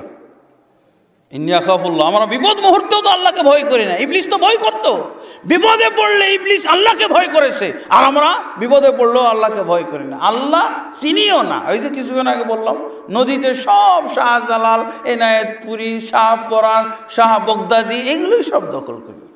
মেদিনীপুরি, রাজবাড়ি এলাকায় গেছি, এক ভাই আমাকে এসে অভিযোগ করতেছে, ভাই আমার বাপ মা ঝড় তুফান হলে এখনো মেদিনীপুরীকে ডাকে, বাবা মেদিনীপুরি রক্ষা করো। ইবলিসও এই ঈমান রাখে, ইবলিসেরও এই ঈমান ছিল না। ইবলিস কি বলছে? বিপদে পড়ে গেছে, ফেরেশতা দেখছে, তখন বলছে ইন্নী আখাফুল্লাহ। আর এটা আপনাদের এলাকার কোরআনেও আছে। আমি যে ঢাকার কোরআন নিয়ে এসেছি, মদিনার কোরআন নিয়ে এসেছি তা না, আপনাদের এই কোরআনেও দেখে নিন। সূরা আনফালের 48 নম্বর আয়াত, সূরা হাশরের 16 নম্বর আয়াতে আছে, ইন্নী আখাফুল্লাহ রাব্বাল আলামিন, আমি আল্লাহকে ভয় করি, নিশ্চয়ই আমি আল্লাহকে ভয় করি, যিনি হচ্ছেন সমস্ত জগতের রব। দেখছেন ডেফিনেশন সহ আল্লাহকে সেটাও পরিচয় করিয়ে দিচ্ছে, নিশ্চয়ই আমি সেই আল্লাহকে ভয় করি যিনি সমস্ত জগতের রব। আলহামদুলিল্লাহ রাব্বিল আলামিন মানে কি? সমস্ত প্রশংসা সেই আল্লাহর জন্য যিনি হচ্ছেন সমস্ত জগতের রব। ইবলিস বলছে ইন্নী আখাফুল্লাহ রাব্বাল আলামিন, নিশ্চয় আমি ভয় করি আল্লাহকে যিনি হচ্ছেন সমস্ত জগতের রব। এই লোকটাকে কি বলবেন? কাফের? ইমানদার? বন্ধুগণ, আমরা যদি এরকম ইমানদার থেকে থাকি, প্রকৃত ইমানদার কিভাবে হতে হয় এখনো তো জানি না, গোলক ধাঁধার মধ্যে পড়ে গেছেন না সবাই। এরকম কি আলেম, কি মুহাদ্দিস, কি মুফাসসির, কি পীর, কি মুর্শিদ, সব এই ইমানের ক্ষেত্রে গোলক ধাঁধার মধ্যে পড়ে আছে। নিজেরাই ইমানদার কিনা এখনো বোঝা হয় নাই, এখনো ইমানদার হয়েছে কিনা হয়তো জরিপ করতে গেলে, ব্যাখ্যা হয়তো এসব কোরআনের আয়াত সাথে মিলাইতে গেলে হয়তো ইবলিস মার্কা ইমান, হয়তো ফেরাউন মার্কা ইমান নিয়ে বসে আছে। আবার জান্নাতের সার্টিফিকেট লিখে আসো, মুরিদ হও জান্নাতে যাও, মুরিদ হও জান্নাতে যাও, নাউজুবিল্লাহ। বন্ধুগণ, তাহলে এই ইবলিস তাহলে কি বললো? রব্বুল আলামিন, রব্বুল আলামিনকে ভয় করি। আবার এই ইবলিস আল্লাহর কাছে দোয়াও করেছে। দোয়া করার আয়াত দিয়েছেন। দোয়া কে করে? যখন আল্লাহ তাকে বলল, বের করে দিল, তখন সে কি বলেছে? ক্বালা রব্বি ফানজিরনি ইলা ইয়াউমি ইউবআসুন। যখন আল্লাহ তাকে তার দরবার থেকে বিতাড়িত করলো, তারপরও সে আল্লাহর প্রতি ঈমান আনছে। বিতাড়িত হয়েও বলছে রব্বি ফানজিরনি ইলা ইয়াউমি ইউবআসুন। রব্বি মানে কি? হে আমার রব। কে বলতেছে? ইবলিস বলতেছে হে আমার রব, আনজিরনি ইলা ইয়াউমি ইউবআসুন। এই যে আদম সন্তান, এই আদম সন্তানদের সাথে বসবাস করার আমাকে তুমি সুযোগ দাও কিয়ামত পর্যন্ত। আল্লাহর যদি তাকে সুযোগ দেওয়ার ক্ষমতা না থাকে তাহলে আল্লাহর কাছে প্রার্থনা করবে কেন? আল্লাহর এই ক্ষমতা আছে, সেই ক্ষমতা বিশ্বাসী, তাই তো আল্লাহর কাছেই ধর্ণা দিচ্ছে, রব্বি আনজিরনি ইলা ইয়াউমি ইউবআসুন। হে আমার রব, তুমি আমাকে অবসর দাও, সুযোগ দাও কিয়ামত পর্যন্ত এদের সাথে থাকার। তাহলে কিভাবে বলবেন? যে লোক দোয়া করে, যে লোক আল্লাহ বলছে আমি নিশ্চয়ই আল্লাহকে ভয় করি, যে আল্লাহকে বলছে তুমি রব্বুল আলামিন, যে ব্যক্তি বলতেছে আল্লাহ তুমি আমার সৃষ্টিকর্তা, আল্লাহ তুমি আদমেরও সৃষ্টিকর্তা, সেই লোককে এত কিছু বলার পর কিভাবে আপনি বলবেন যে এটা বেঈমান? ইমানদার হয়ে গেল না? সব ইমানের কথা এগুলো। বন্ধুগণ, আমরা যে ইমানের কথা বলি অনেকটা এই ইবলিসের মতো ইমান, বুঝেছেন? সেই ইমান, এরকম ইমানদার হয়ে লাভ নাই। বিপদে তার চেয়েও অধম, বিপদে পড়ে তো বেচারা ইমান আনছে, কিন্তু আমাদের মুসলমানরা বিপদে পড়েও ইমান চিনে না। খাজা বাবা ডাকি, অমুক ডাকি, তমুক ডাকি। বন্ধুগণ, এরপরে আসেন সূরা বাকারার শুরুর দিকে আপনারা পেয়েছেন। তাহলে যে লোক দোয়া করে, এই লোক দোয়া করতেছে রব্বি, হে আমার রব। আমার আওয়াজ কি কঠিন হচ্ছে নাকি? আমি কি বলেছিলাম? আজকে ইমানের উপরে আলোচনা হবে, তবে ওই আলোচনা যেগুলো শুনেননি আগে। হ্যাঁ, দেখেন, না শোনাগুলো বেশি জরুরি না? ইমান সম্পর্কে যে আলোচনা শুনি নাই ওগুলো কিন্তু এখন জরুরি মনে হচ্ছে, যে এগুলোই জানা দরকার ছিল। খালি ইমান ইমান শুনি। হ্যাঁ, আসেন এলে ইমান চর্চা করি। বন্ধুগণ, আর এক শ্রেণীর ইমানদার আল্লাহ বলছেন সূরা বাকারার শুরুর দিকে আছে, কি বলছে? وَمِنَ النَّاسِ مَن يَقُولُ آمَنَّا بِاللَّهِ وَبِالْيَوْمِ الْآخِرِ وَمَا هُمْ بِمُؤْمِنِينَ। লোকদের ভিতরে অনেকেই এমন আছে, কে রিপোর্ট দিচ্ছেন? আল্লাহ। সূরা বাকারার শুরুর দিকে এই আয়াতটা না, وَمِنَ النَّاسِ مَن يَقُولُ آمَنَّا بِاللَّهِ। লোকদের ভিতরে অনেকে এরকম আছে যারা বলে কি আমান্না বিল্লাহ, আমরা আল্লাহর প্রতি ঈমান এনেছি, ওয়াবিল ইয়াউমিল আখিরি, এবং পরকালের প্রতিও ঈমান এনেছি। আল্লাহ বলছেন ওয়ামা হুম বিমুমিনিন, অথচ এরা মুমিনই নয়। এটা কেমন কথা? আল্লাহ নিজেই স্বীকার করছেন অনেক মানুষ এমন আছে যারা বলে আমরা আল্লাহর প্রতি ঈমান এনেছি, আমরা পরকালের প্রতিও ঈমান এনেছি, অথচ আয়াতের শেষে আল্লাহ বলছেন ওয়ামা হুম বিমুমিনিন, এরা কশ্চিন কালেও মুমিন নয়। তাহলে আর কিভাবে ঈমানের ঘোষণা দেব? আল্লাহর প্রতি ঈমান এনেছি, আখিরাতের প্রতিও ঈমান এনেছি বলছে, এরপর আল্লাহ বলছেন এরা মুমিন নয়। কেন মুমিন নয়? আমরাও তো বলি আল্লাহর প্রতি ঈমান এনেছি, আখিরাতের প্রতি ঈমান এনেছি, আবার আমরা মুমিন? বিশাল ব্যাপার। কিন্তু আজকে না বুঝে যাওয়া যাবে না, বিষয়গুলো সব জগা খিচুড়ি হয়ে গেল। বন্ধুগণ, কিছু অবশ্য ব্যাখ্যার ভিতরে পাওয়া গেছে।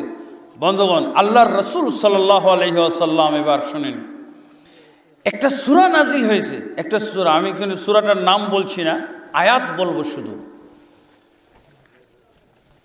আল্লাহ বলছেন وَإِذَا جَاءَكَ الْمُنَافِقُونَ قَالُوا نَشْهَدُ إِنَّكَ لَرَسُولُ اللَّهِ। যখন মুনাফিকরা তোমার কাছে আসে, হে নবী মুহাম্মদ রাসূলুল্লাহ, তখন তারা বলে নাশহাদু, আমরা সাক্ষ্য দিচ্ছি, কি ইন্নাকা লারাসূলুল্লাহ, নিশ্চয় নিশ্চয় আপনি আল্লাহর রাসূল। নিশ্চয় কয়বার? কয়বার বলছে? যখন মুনাফিকরা আপনার কাছে আসে তখন তারা বলে ইন্নাকা, ইন্না একটা হারফ মুশাব্বাহ বিল ফাইল না, লিতাহকিক, হ্যাঁ, লা আর লা তাকিদ, ইন্নাকা লারাসূলুল্লাহ। এই জন্য আমি তরজমা করেছি কি নিশ্চয় নিশ্চয় আপনি আল্লাহর রাসূল। ওয়াল্লাহু ইয়ালামু ইন্নাকা লারাসূলুহু, নিশ্চয়ই আল্লাহ ভালো জানেন আপনি যে তার রাসূল। ওয়ালাকিন্নাল মুনাফিকিনা লাকাযিবুন, কিন্তু নিশ্চয় মুনাফিকরা হচ্ছে মিথ্যাবাদী, মিথ্যুক। বলল নাশহাদু ইন্নাকা লারাসূলুল্লাহ, আর আল্লাহ বলছেন কি এরা হলো মিথ্যাবাদী। নাশহাদু, আমরা সাক্ষ্য দিচ্ছি নিশ্চয়ই নিশ্চয় আপনি আল্লাহর রাসূল। ঈমান হয়ে গেল না রাসূলের প্রতি ঈমান? নিশ্চয়ই নিশ্চয় আল্লাহর রাসূল আমরা বলি, অনেকেই তো আমরা বলতে চাই না, আর তারা কত জোরালো ভাষায় নিশ্চয়ই নিশ্চয়ই আপনি আল্লাহর রাসূল। আর আল্লাহ কি বলছেন? ইন্নাল মুনাফিকিনা লাকাযিবুন, নিশ্চয়ই মুনাফিকরা হচ্ছে মিথ্যুক, মিথ্যাবাদী। তাহলে এবার ঈমান কি দিয়ে হবে? এই সব কিছুর সমাধান হলো রাসূল। একটা হাদিস আমি পড়েছি, সহিহ মুসলিম শরীফের একটা হাদিস আমি পড়েছি। এই সমস্ত আয়াতের সমন্বয় করবে কে? হাদিস। কোরআনের উত্তম তাফসীর কি? রাসূল। হাদিস সর্বোত্তম তাফসীর হলো কোরআনের আয়াতের তাফসীর অন্য আয়াত দ্বারা। এরপরে দ্বিতীয় পর্যায়ে কোরআনের আয়াতের শ্রেষ্ঠ তাফসীর হলো রাসূলের হাদিস দ্বারা, সহিহ হাদিস। সুন্দর কথা বলছে। আল্লাহ রাসূল সাল্লাল্লাহু আলাইহি সাল্লামের উপরে যে কোরআন নাজিল হয়েছিল, উনি কি বোবা ছিলেন? কোরআনটা বুঝাননি? বুঝাইতেন যে ভাষায়, ওগুলোই হলো রাসূলের তাফসীর, ওগুলোই হলো হাদিস, ওগুলো হলো সুন্নাহ। রাসূলুল্লাহ সাল্লাল্লাহু আলাইহি ওয়াসাল্লাম বলছেন কি আল ঈমান বিযুন ওয়া সাবউনা শুবা, ঈমান হচ্ছে 70টির, ঈমানের 70টির উপরে শাখা রয়েছে। ঈমানের কতটি শাখা রয়েছে? 70টির উপরে শাখা রয়েছে। এক নম্বরটা হলো আফজালুহা কাউলু লা ইলাহা ইল্লাল্লাহ, উত্তম শাখা হলো, সর্বোত্তম শ্রেষ্ঠ শাখা হলো কাউলু লা ইলাহা ইল্লাল্লাহ, লা ইলাহা ইল্লাল্লাহর ঘোষণা দেওয়া, লা ইলাহা ইল্লাল্লাহ বলা। এবার দোষ ধরেন, ফিরাউন কিন্তু লা ইলাহা ইল্লাল্লাহ বলেছিল, কিন্তু যার কাছে বলতে হবে তার কাছে বলে নাই। একা একা বললে হবে না, মুসা আলাইহিস সালাতু ওয়াস সালামের কাছে যে বলে নাই। আল্লাহ রাসূল সাল্লাল্লাহু আলাইহি ওয়াসাল্লামের যুগে কার কাছে এসে বলতো? আশহাদু আন্নাকা রাসূলুল্লাহ, আশহাদু আল্লা ইলাহা ইল্লাল্লাহ ওয়া আন্না মুহাম্মাদার রাসূলুল্লাহ। আর বর্তমান যুগে ওয়ারাসাতুল আম্বিয়া, যারা নবীদের ওয়ারিস আলেমদের কাছে এসে বলতে হবে কাউলু লা ইলাহা ইল্লাল্লাহ। মুসলমান হতে হলে একা একা নিরালে নিভৃতে লা ইলাহা ইল্লাল্লাহ বললে হবে না, অথবা বিপদে পড়ে লা ইলাহা ইল্লাল্লাহ বললে হবে না। সুস্থ সবল এবং যখন আমি পূর্ণ দবদবা, পূর্ণ আধিপত্য, পূর্ণ আমি সুস্থ ক্ষমতা ভিতরে আছি, তখন বলতে লা ইলাহা ইল্লাল্লাহ। কার কাছে বলতে হবে? মুসার কাছে লা ইলাহা ইল্লাল্লাহ বলে নাই। কি বলছে? এটা গোপন রেখেছিল, অন্তরে দৃঢ় বিশ্বাস পোষণ করত। কিন্তু রাসূলুল্লাহ সাল্লাল্লাহু আলাইহি ওয়াসাল্লাম বলছেন উত্তম ঈমান হলো, উত্তম শাখা হলো, শ্রেষ্ঠ শাখা হলো বলতে হবে। ফিরাউন বলে নাই। আর বলতে হবে সময় মতো বলতে হবে, সুস্থ অবস্থায়, মরার পূর্বে নয়। আপনাদের এলাকায় আপনারা এই দাওয়াতটা চালু করবেন যে তুমি যদি ইমানদার হয়ে মরতে চাও তো সুস্থ অবস্থায় ইমানদার হও। তুমি যদি ইসলামের উপরে থাকতে চাও, ইসলামের উপরে মরতে চাও তো সুস্থ অবস্থায়। মরার সময় সাপ তো সারা জীবন একই বেঁকি হয়ে চলে, মরার সময় শটাং। মরার সময় তো সোজা হবেই। তলোয়ার উপরে উঠানো হয়েছে, ফাঁসির রশি দেখা যাচ্ছে, যা বলবেন তাই তো স্বীকার। ফিরাউন স্বীকার করলো না? কোনটা বললে আরো যদি কিছু ভাষা ওর জানা থাকতো তাও বলতো। কিন্তু আল্লাহ কি বলছেন? ওই ঈমান সারা জীবন অন্তরে রেখেছ, মুসার কাছে যে প্রকাশ করনি, যার কাছে প্রকাশ করতে বলেছিলাম মুসার কাছে যে সারেন্ডার করনি, জাহাদু বিহা, মুসার সামনে অস্বীকার করেছো, আর মনে মনে গোপনে গোপনে দৃঢ় বিশ্বাস পোষণ করেছো, এর কোনো মূল্য নাই। ঈমানের বিষয় হলো ঘোষণা দিতে হবে, বলতে হবে আনা মিনাল মুসলিমিন। এটা সুস্থ অবস্থায় বলতে হবে, যখন বলা দরকার তখন বলতে হবে, এবং এর উপরে বহাল থাকতে হবে। খালি মরার পূর্বে বললে, মরার পূর্বে ইমানদার হয় ফিরাউনের সুন্নত, মরার পূর্বে মুসলমান হওয়া ফিরাউনের সুন্নত, মরার পূর্বে লা ইলাহা ইল্লাল্লাহ বলা ফিরাউনের সুন্নত। এগুলো ফিরাউন মার্কা। তাহলে এখন আমরা মার্কা ঠিক করে নিতে পারি। ওই যে একটা আয়াত বলেছিলাম, আল্লাহ বলছেন তোমরা হীনবল হয়ে না, চিন্তিত হয়ে না, নিশ্চয়ই তোমরা বিজয়ী জাতি যদি মুমিন হতে পারো। এই প্রশ্নটা করা হয়েছিল মসজিদুল হারামের একজন খতিবকে, প্রাক্তন খতিব, তার নাম হচ্ছে আবু সামহ আব্দুল জাহির নুরউদ্দিন। ওনাকে প্রশ্ন করা হয়েছিল যে হুজুর, আল্লাহ যে বললেন ইমানদার হলে, মুমিন হলেই তোমাদেরকে আমি বিজয়ী করব, তা আমরা পৃথিবীতে প্রায় 150 কোটি মুসলমান, তা আমরা বিজয় নয় কেন?